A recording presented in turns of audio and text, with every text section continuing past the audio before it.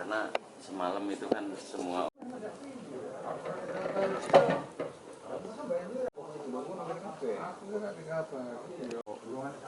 yang menyebabkan Pak Kusren nih, Pak Kuren ini meninggal, Pak, ini akibat apa ini, Pak? Semalam kan ada puting beliung.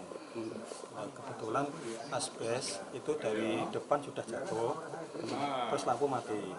Nah, begitu lampu mati kan akan betulin MCB. Kan ada asbes yang jatuh mengenai kaca jendela pecah. Posisi tangan kan pas di kiri posisinya, terus mengenai tangan yang kiri. Sampai jadi kayak memotong bagian tangan. Mungkin kena urat nadinya apa terus darah langsung kayak di orang dibepak dan langsung keluar semua. Dilarikan ke rumah sakit, Pak? Langsung ke rumah sakit Tama Putrajaya di Sultan Agung.